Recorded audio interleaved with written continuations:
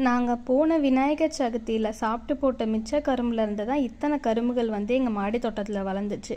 நான் ஃபஸ்ட்டு கரும்பு மாடி தோட்டத்தில் வச்சப்போ எல்லாரும் சொன்னாங்க, மாடி தோட்டத்தில் கரும்பு வளராது, அதுக்கு வந்து மண் நல்லா வந்து ஆழமாக போனால் தான் வந்து கரும்பு வளரும் அப்படின்னாங்க. நான் வச்சுருந்த கொஞ்சம் மண்ணிலேயே வந்து அவ்வளோ கரும்பு வந்து வளர்ந்துருந்துச்சு.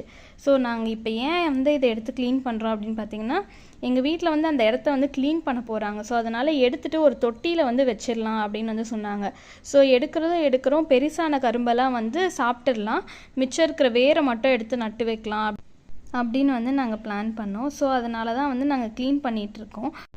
மோஸ்ட்டாக வந்து பெண்களுக்கு வந்து தயிரும் கரும்புனா ரொம்ப பிடிக்கும். யாருக்கு தான் கரும்புனா பிடிக்காது? எனக்குமே வந்து கரும்புனா ரொம்ப ரொம்ப வந்து பிடிக்கும். ஸோ வந்து இன்னும் வந்து பொங்கலுக்கு அப்புறம் வந்து விநாயகர் சதுர்த்திக்கெலாம் டைம் இருக்குது. அதுக்கு முன்னாடியே நாங்கள் வந்து ஹார்வெஸ்ட் பண்ணி சாப்பிட்டுட்டோம். ரொம்ப ரொம்ப ரொம்ப டேஸ்ட்டாக வந்து இருந்துச்சு. நம்ம மாடி தோட்டத்தில் வளர்க்குறதுனால எந்த வித பூச்சிக்கொல்லி எதுவுமே வந்து அடிக்காததுனால ரொம்ப அதோட இனிப்பு சுவை வந்து அப்படியே ரெட்டிப்பாக வந்து இருந்துச்சு. அவ்வளோ சுவையாக வந்து இருந்துச்சு.